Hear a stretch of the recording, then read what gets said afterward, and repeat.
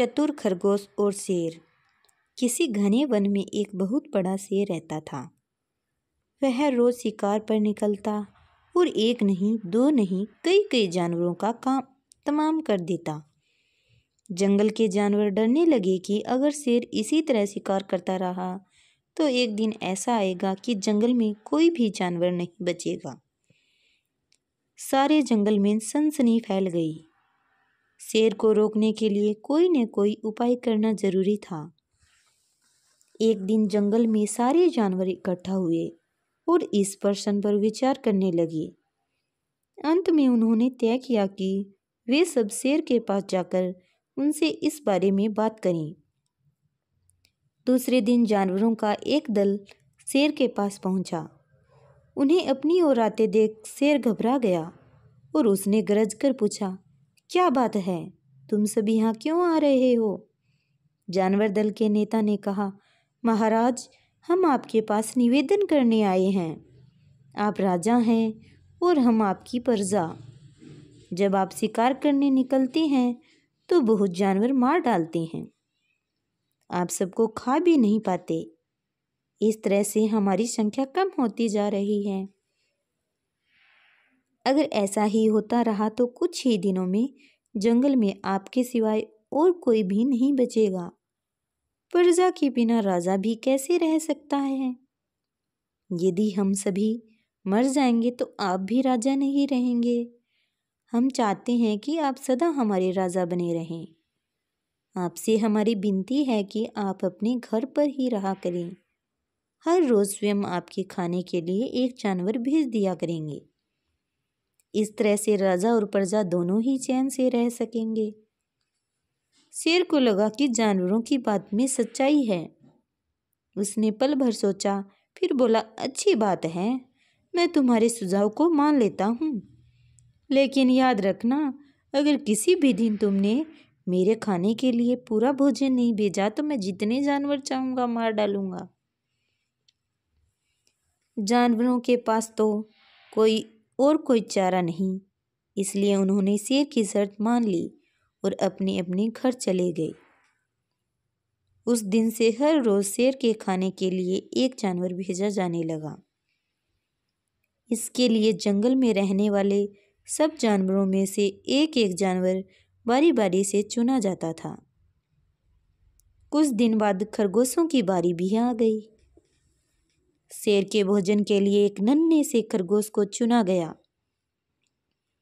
वह खरगोश जितना छोटा था उतना ही चतुर भी था।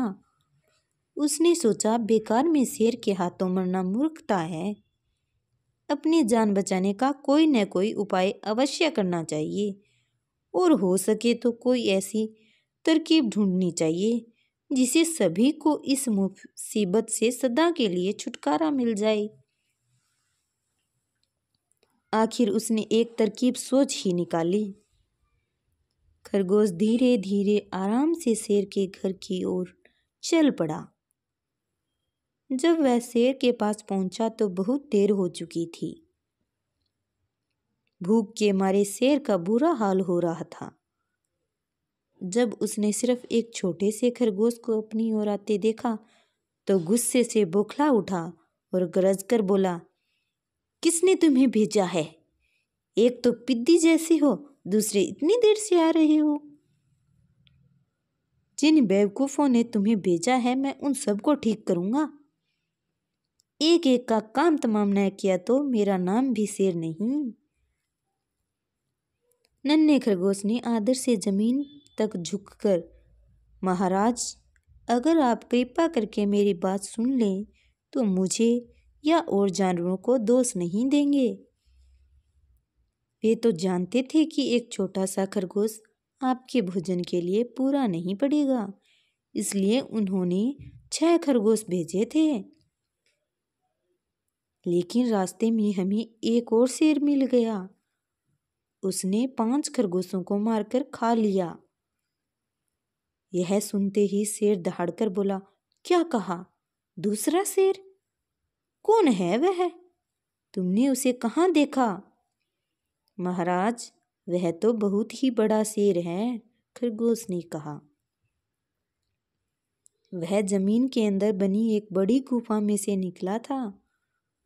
वह तो मुझे ही मारने जा रहा था, पर मैंने उससे कहा, सरकार, आपको पता नहीं कि आपने क्या अंधेर कर दिया है। हम सब अपने महाराज के भोजन के लिए जा रहे थे, लेकिन आपने उनका सारा खाना खा लिया है।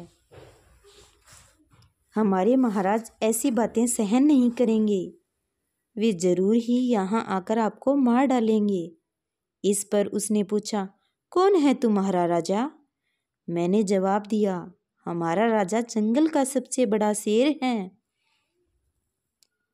महाराज मेरे ऐसा कहते ही वह गुस्से से लाल पीला होकर बोला, बेवकूफ, इस जंगल का राजा सिर्फ मैं हूं। यहाँ सब जानवर मेरी प्रजा हैं। मैं उनके साथ जैसा चाहूं वैसा कर सकता हूं।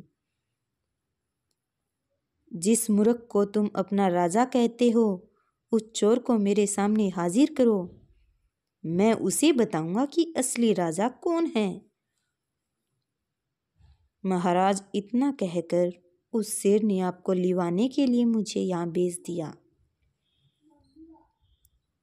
खरगोश की बात सुनकर शेर को बड़ा गुस्सा आया और वह बार बार गरजने लगा।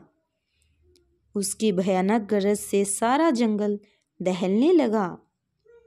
मुझे फौरन उस मूर्ख का पता बताओ, शेर ने दहाड़कर कहा।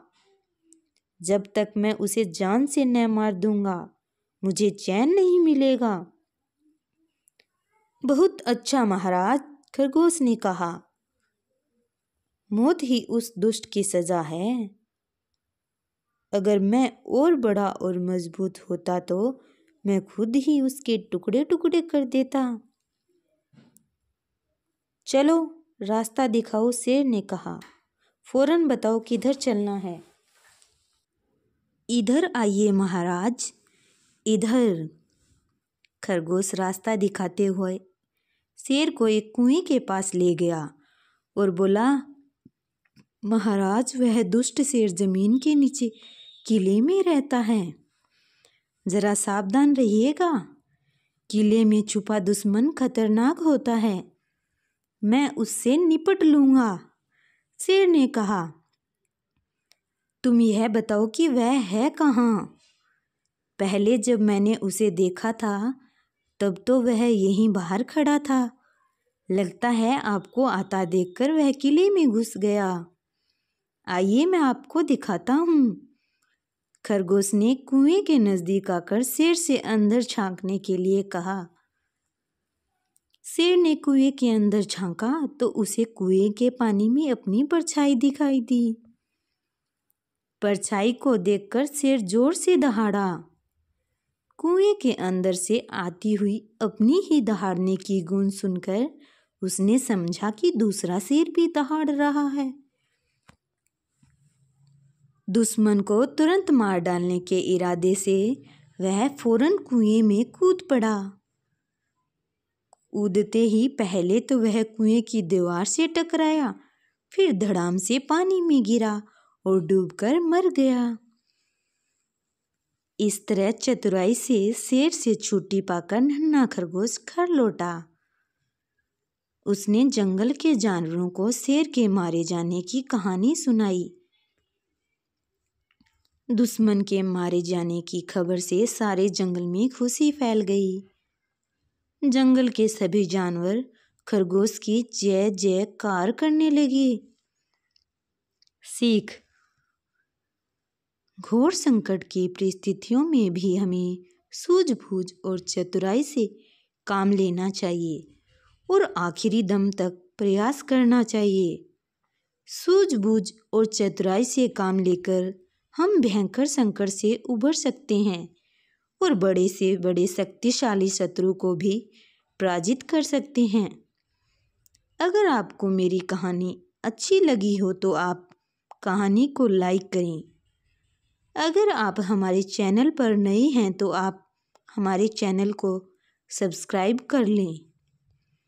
कहानी को ज़्यादा से ज़्यादा शेयर करें। वीडियो पर कमेंट करके बताएं कि आपको कहानी कैसी लगी? बेल आइकन को प्रेस कर लें ताकि हर नई वीडियो की अपडेट आपको मिलती रहे। कहानी को अंत तक सुनने के लिए आपका बहुत बहुत धन्यवाद।